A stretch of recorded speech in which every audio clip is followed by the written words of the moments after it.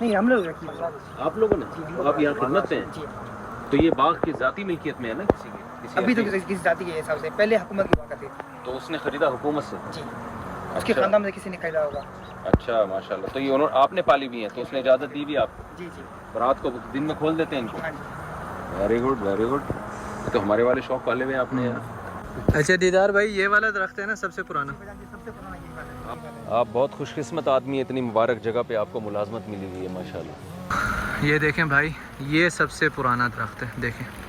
اور یہ درخت اکثر کاٹ دیتے ہیں اس وجہ سے کہ دیکھیں نا اس کی لمبائی کتنی ہوگی، اوپر چڑھنا مشکل ہو جاتا ہے پھر، تو اس وجہ سے اس کو کاٹ دیتے ہیں۔ چلیں جی، اس ٹائم پہ ہم لوگ مسجد قباء کے پاس آ گئے ہیں، اور یہاں پر ہے بیر حریص اور بیر خاتم، اور اس میں خاتم مطلب انگوٹھی، تو وہ والی انگوٹھی یہاں پر گری حضرت عثمان بن عفان رضی اللہ عنہ سے، جو آپ صلی اللہ علیہ وسلم پہنا کرتے تھے، اور اس کے بعد پھر حضرت ابوبکر صدیق رضی اللہ عنہ، اور پھر حضرت عمر بن خطاب رضی اللہ عنہ، اور پھر حضرت عثمان بن عفان رضی اللہ عنہ پہنتے تھے۔ تو ایک دن حضرت عثمان بن عفان رضی اللہ عنہ انگوٹھی کو اتار رہے تھے اور واپس پہن رہے تھے، تو اسی دوران ہی گر گئی انگوٹھی، اور پھر 3 دن تک ڈھونڈتے رہے اس انگوٹھی کو، لیکن وہ انگوٹھی نہیں تھی۔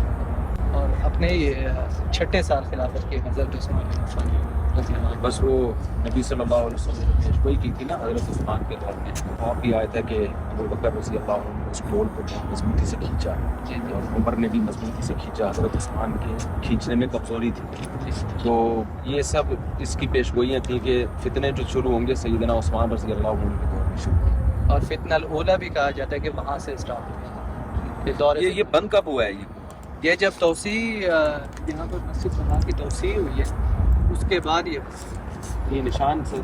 جی جی جی، جتنے بھی کنویں ہیں، ایک کنواں ہے مسجد نبوی کے اندر بیر ہا، تو اس کا بھی سیم یہی نشان ہے۔ اگر آپ کنگ فہد گیٹ سے انٹر ہوں گے تو چوتھے پلر کے پاس ہے، قدیم کے نیچے، صحیح۔ تو اس کنویں سے بھی آپ صلی اللہ علیہ وسلم نے پانی پیا، اور اس کنویں کا پانی بھی بہت زیادہ میٹھا ہے۔ من اول یوم احق ان تقوم فیہ رجال یحبون ان یتطہروا۔ 2 تعریفیں قرآن میں مسجد قباء کی ہیں۔ منافقین نے ایک مسجد بنائی تھی جس میں بیٹھ کے وہ اسلام کے خلاف سازشیں کیا کرتے، جس کو مسجد زرار کہا گیا۔ تو نبی صلی اللہ علیہ وسلم منافقین کا دل رکھنے کے لیے بعض دفعہ، یعنی منافقین یہ چاہتے تھے کہ آپ اس مسجد زرار میں آئیں، تو اللہ تعالیٰ نے آسمان سے آیتیں نازل کی اور اپنے حبیب صلی اللہ علیہ وسلم کو منع کیا، اور فرمایا کہ وہ مسجد جس کی بنیاد تقویٰ پہ رکھی گئی ہے، فساد پہ نہیں رکھی گئی، تو آپ اس میں نماز پڑھا کریں۔ اور ان لوگوں کی بھی اللہ تعالیٰ نے تعریف کی جو مسجد قباء میں ہوتے تھے، فرمایا فیہ رجال یحبون ان یتطہروا، اس میں ایسے لوگ ہیں جو پاکیزہ، جو طہارت چاہتے ہیں، یعنی طہارت میں بہت زیادہ طہارت کی کوشش کرتے ہیں۔ عربوں میں رواج نہیں تھا پانی سے استنجا کرنے کا، تو یہاں جو اصحاب رہا کرتے تھے وہ باقاعدہ ڈھیلے کے بعد پانی سے بھی استنجا کیا کرتے تھے، تو اللہ نے ان کی تعریف کی کہ یہ لوگ تطہر یعنی زیادہ طہارت حاصل کرتے ہیں، تو ایسے لوگوں کے پاس آپ جایا کریں۔ اس سے ہی اسلام میں جو مسلمانوں میں پانی سے جو استنجا کرنے کا رواج آیا، پوری دنیا میں جہاں بھی ٹریولنگ کریں گے نا، آپ کو واش روم میں پانی نظر نہیں آئے گا، ٹیشو ہی استعمال ہو رہا ہے پوری دنیا میں۔ تو یہ وہ آیت تھی جو بیس بنی مسلمانوں میں پانی سے استنجا کے رواج کا، اور پھر آج پوری دنیا میں جہاں بھی مسلمان ہوتے ہیں وہ پانی استعمال کرتے ہیں واش روم میں، تاکہ طہارت زیادہ حاصل ہو اور گندگی سے ہم دور رہیں۔ اور نبی صلی اللہ علیہ وسلم کی دوسری حدیث بھی آپ نے سنی ہوگی، طہارت نصف الایمان، کہ طہارت جو ہے وہ آدھا ایمان ہے۔ لیکن کچھ چیزیں ہم نے چھوڑ دی ہیں، غیروں نے لے لی ہیں، لیکن آپ کو سعودی عرب آ کے UAE میں اور جو بھی عرب کنٹریز ہیں ان میں بہرحال صفائی بہت زیادہ الحمدللہ نظر آتی ہے۔ تو یہ کوئی مسلم غیر مسلم کا مسئلہ نہیں ہے، یہ ہمارا مسئلہ ہے، یعنی ہم نے اپنے ملک کو، پاکستان کو صاف نہیں کیا۔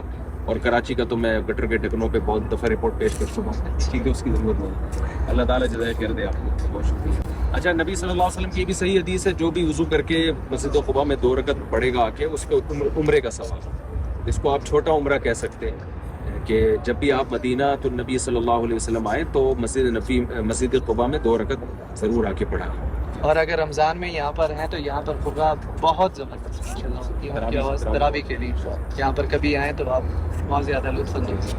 مختصر طور پہ اس کا یہ ہے کہ یہ باغ آپ صلی اللہ علیہ وسلم کی ملکیت میں رہ چکا ہوا ہے۔ ماشاءاللہ ماشاءاللہ۔ یہ جو باغ ہے یہ حضرت مخیریق النظیری رضی اللہ عنہ کی ملکیت تھا، اور اس کے علاوہ ٹوٹل 7 باغات تھے، اور یہ صحابی جلیل القدر صحابی پہلے یہودی تھے۔